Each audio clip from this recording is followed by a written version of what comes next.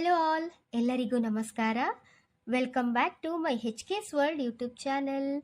ತಾವೆಲ್ಲರೂ ಹೇಗಿದ್ದೀರಾ? ನಾನು ಕೂಡ ತುಂಬ ಚೆನ್ನಾಗಿದ್ದೀನಿ.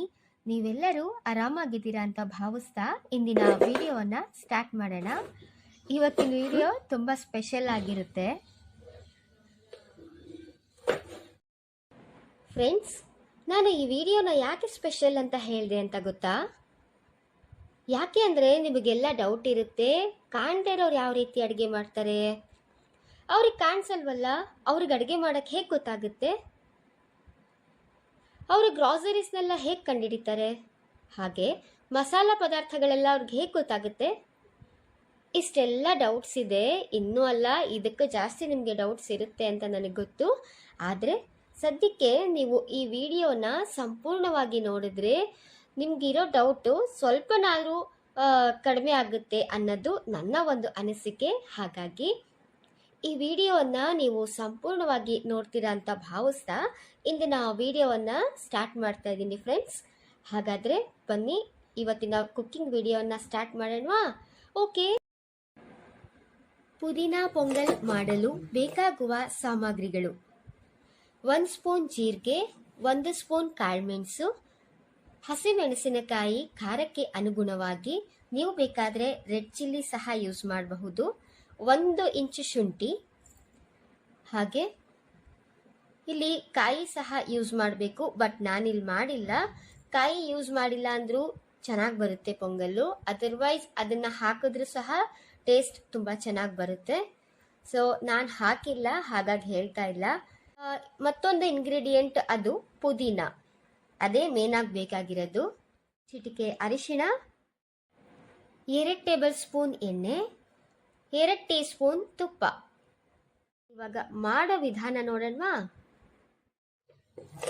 ಫಸ್ಟ್ ನಾನು ಒಂದು ಜಾರ್ ತಗೊಂಡು ಅದಕ್ಕೆ ನಾನು ಹೆಚ್ಚಿಟ್ಕೊಂಡಿರುವಂತಹ ಶುಂಠಿ, ಹಾಗೆ ಹಸಿಮೆಣಸಿನ್ಕಾಯಿ, ತೊಳೆದಿಟ್ಕೊಂಡಿರುವಂತಹ ಪುದೀನ, ಹಾಗೆ ಸ್ವಲ್ಪ ನೀರು, ಆಮೇಲೆ ಜೀರಿಗೆ, ಹಾಗೆ ಮೆಣಸು, ಇಷ್ಟನ್ನು ಸೇರಿಸಿ ನಾನು ತರ್ತರಿಯಾಗಿ ಗ್ರೈಂಡ್ ಮಾಡ್ಕೋತೀನಿ.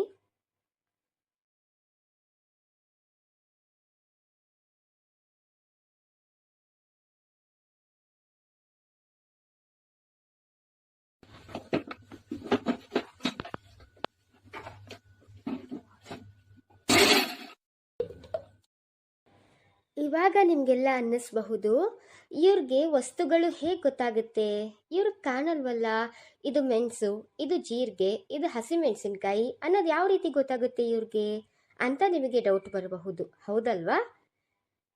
ಆದರೆ ನೋಡಿ, ಇಲ್ಲಿ ಮೆಣಸು ಸ್ವಲ್ಪ ಕಾಳು ದಪ್ಪ ಇರುತ್ತೆ ಅಲ್ವಾ? ಹಾಗಾಗಿ ನಾವು ಅದನ್ನು ಟಚ್ ಮಾಡಿದ ತಕ್ಷಣವೇ ಅದನ್ನು ಮೆಣಸು ಅಂತ ನಾವು ಗುರ್ತು ಹಿಡಿತೀವಿ. ಜೀರಿಗೆ ದಪ್ಪಕ್ಕಿರುತ್ತಾ? ಇಲ್ಲ ಅಲ್ವಾ? ಹಾಗೆ ಆ ಜೀರಿಗೆನ ನಾವು ಟಚ್ ಮಾಡಿದ ತಕ್ಷಣ ಆಮೇಲೆ ಅದು ಸ್ಮೆಲ್, ಅದರಲ್ಲೇ ನಾವು ಕಂಡು ಹಿಡ್ಕೋತೀವಿ ಇದು ಜೀರಿಗೆ ಅಂತ. ಇನ್ನು ಹಸಿಮೆಣಸಿನ್ಕಾಯಿನೂ ಅಷ್ಟೇ. ಆ್ಯಕ್ಚುಲಿ ಹಸಿಮೆಣಸಿನ್ಕಾಯಿ ಮತ್ತು ಈ ಕೆಂಪು ಮೆಣಸಿನ್ಕಾಯಿ ಬರುತ್ತಲ್ಲ, ಅದಕ್ಕೆ ವ್ಯತ್ಯಾಸ ಇರುತ್ತೆ, ಹೌದಲ್ವಾ? ಟಚ್ ಮಾಡಿದಾಗ ಅದು ಆಮೇಲೆ ಅಲ್ಲಾಡಿಸಿದಾಗ ಅದರೊಳಗಡೆ ಇರೋ ಬೀಜ ಅಲ್ಲಾಡ್ತಿರುತ್ತೆ, ರೆಡ್ ಚಿಲ್ಲಿದು. ಈ ಗ್ರೀನ್ ಚಿಲ್ಲಿಲಿ ಹಾಗಲ್ಲ. ಈ ಥರ ನಾವು ಎಲ್ಲ ಥರದ ವಸ್ತುಗಳನ್ನು ಹೀಗೆ ಟಚ್ ಆ್ಯಂಡ್ ಫೀಲಲ್ಲೇ ನಾವು ಕಂಡು ಹಿಡ್ಕೋತೀವಿ. ನಾನು ಸಪ್ರೇಟಾಗೆಲ್ಲ ಒಗ್ಗರಣೆ ಹಾಕಲ್ಲ, ಹಾಗಾಗಿ ನಾನು ಕುಕ್ಕರಲ್ಲೇ ಮಾಡ್ತಾ ಇದ್ದೀನಿ. ನಾನಿಲ್ಲಿ ಪ್ಯಾನ್ ಏನು ಯೂಸ್ ಮಾಡ್ತಾ ಇಲ್ಲ. ಮೊದಲಿಗೆ ನಾನು ಸ್ಟವ್ ಹಚ್ಚಿ ಅದಾದ ನಂತರ ಕುಕ್ಕರ್ ಬಿಸಿಯಾಗ್ಲಿಕ್ಕೆ ಇಡ್ತೀನಿ. ಕುಕ್ಕರ್ ಬಿಸಿಯಾದ ನಂತರ ಈ ದೊಡ್ಡ ಲೋಟದಲ್ಲಿ 3/4 ಭಾಗ ನಾನು ಹೆಸರುಬೇಳೆ ಹಾಕ್ತಾ ಇದ್ದೀನಿ ಕುಕ್ಕರ್ಗೆ. ಅದು ಫ್ರೈ ಆದಾಗ ನಮಗೆ ಆ ಸ್ಮೆಲ್ಲಲ್ಲಿ ಗೊತ್ತಾಗಿ ಹೋಗುತ್ತೆ ಅದು ಫ್ರೈ ಆಗಿದೆಯಾ ಇಲ್ವಾ ಅನ್ನೋದು ನಾವು ವಾಸನೆಯಲ್ಲೇ ಕಂಡು ಹಿಡಿದು ಬಿಡ್ತೀವಿ. ನೋಡಿ, ಅದನ್ನು ಫ್ರೈ ಮಾಡ್ತಾ ಇದ್ದೀನಿ ನಾನು. ಫ್ರೈ ಆಗ್ತಾ ಇದೆ.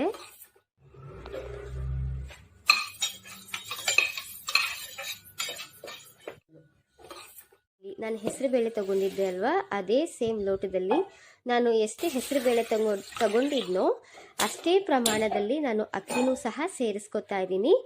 ಅಕ್ಕಿನೂ ಸೇರಿಸ್ಕೊಂಡ ನಂತರ ನಾನು ಅವೆರಡನ್ನ ವಾಶ್ ಮಾಡಿಕೊಂಡು ನೀಟಾಗಿ ವಾಶ್ ಮಾಡಿ ಎತ್ತಿಟ್ಕೋತೀನಿ, ಸ್ವಲ್ಪ ನೀರು ಹಾಕಿ. ನಂತರ ನಾನು ಕುಕ್ಕರ್ಗೆ 2 ಟೇಬಲ್ ಸ್ಪೂನ್ ಎಣ್ಣೆ ಹಾಕ್ತಾ ಇದ್ದೀನಿ.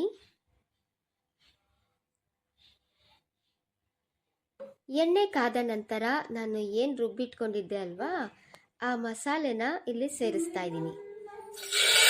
ಮಸಾಲೆ ಹಾಕ್ತಾ ಇದ್ದೀನಿ ನಾನು ಕುಕ್ಕರ್ಗೆ. ಆ ಮಸಾಲೆ ಫ್ರೈ ಆಗುವಾಗ ಬರುತ್ತಲ್ಲ ಆ ಘಮ, ಅದರಿಂದಾನೇ ನಮಗೆ ಗೊತ್ತಾಗೋಗುತ್ತೆ ಈ ಮಸಾಲೆ ಫ್ರೈ ಆಗಿದೆಯಾ ಇಲ್ವಾ ಅನ್ನೋದು. ಆ ಬರ್ತಿರೋ ಘಮದಿಂದಾನೇ ನಮಗೆ ಗೊತ್ತಾಗೋಗುತ್ತೆ. ಆಹಾಹಾ, ಎಷ್ಟು ಚಂದ ಬರ್ತಿದೆ ಗೊತ್ತಾ ಘಮ. Laddu, I am cooking something special for you, just for you, okay? ಒಂದು ಕುದಿ ಬಂದ ನಂತರ ನಾನು ಅಕ್ಕಿ ಬೇಳೆಯನ್ನು ಹಾಕಿ ಸ್ವಲ್ಪ ರುಚಿ ಕಡಿಮೆ ಇದ್ದ ಕಾರಣ ಸಾಲ್ಟ್ ಸೇರಿಸಿ ಕುಕ್ಕರ್ ಲಿಡ್ ಕ್ಲೋಸ್ ಮಾಡಿ ಒಂದು 3 ವಿಜಿಲ್ ತಗೋತೀನಿ.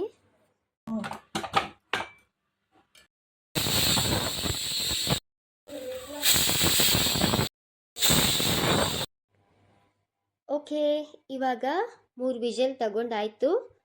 ಇವಾಗ ಪ್ರೆಷರ್ ಹೋಗಿದೆಯಾ ಇಲ್ವಾ ಅನ್ನೋದನ್ನ ಚೆಕ್ ಮಾಡಿ ಲಿಡ್ ಓಪನ್ ಮಾಡಿ ನೋಡೋಣವಾ ಹೇಗೆ ಬಂದಿದೆ ಅಂತ.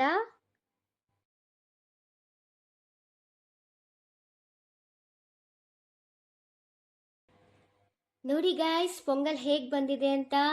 ಇರಿ ನಾನು ಟೇಸ್ಟ್ ಮಾಡಿಬಿಡ್ತೀನಿ ಇವಾಗ.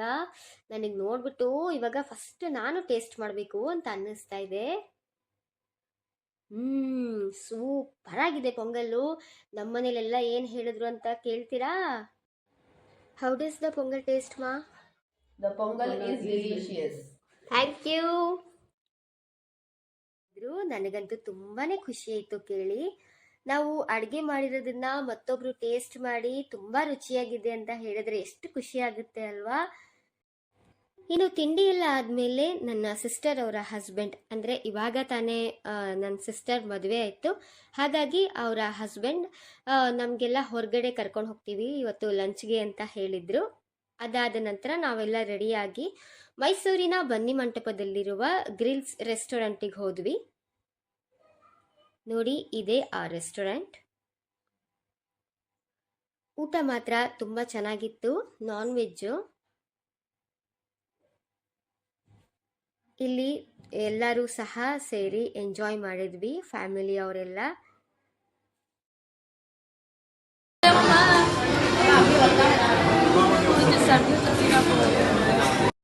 Could I have a tissue, please?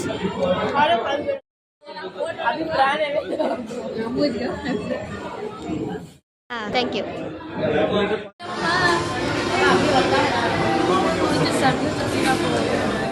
I hope ಈ ವಿಡಿಯೋ ತಮ್ಮೆಲ್ಲರಿಗೂ ಇಷ್ಟ ಆಗಿದೆ ಅಂತ ಅಂದ್ಕೊಂಡಿದ್ದೀನಿ ನಾನು. ಈ ವಿಡಿಯೋ ನಿಮ್ಗೇನಾದರೂ ಇಷ್ಟ ಆಗಿದ್ರೆ ದಯವಿಟ್ಟು ಒಂದು ಲೈಕ್ ಕೊಟ್ಟು ಶೇರ್ ಮಾಡಿ ಫ್ರೆಂಡ್ಸ್. ಹಾಗೆ ಕಾಮೆಂಟ್ ಮಾಡೋದನ್ನ ಮರಿಬೇಡಿ. ಸಬ್ಸ್ಕ್ರೈಬ್ ಆಗಿಲ್ಲ ಅಂದರೆ ದಯವಿಟ್ಟು ಸಬ್ಸ್ಕ್ರೈಬ್ ಆಗಿ ಅಂತ ಹೇಳ್ತಾ ನಾನು ಈ ವಿಡಿಯೋನ ಇಲ್ಲಿಗೆ ಎಂಡ್ ಮಾಡ್ತಾ ಇದ್ದೀನಿ. ಮತ್ತೆ ಮುಂದಿನ ವಿಡಿಯೋದಲ್ಲಿ ನಾನು ನಿಮ್ಮನ್ನು ಭೇಟಿ ಆಗ್ತೀನಿ friends. Thank you for watching the video. Bye.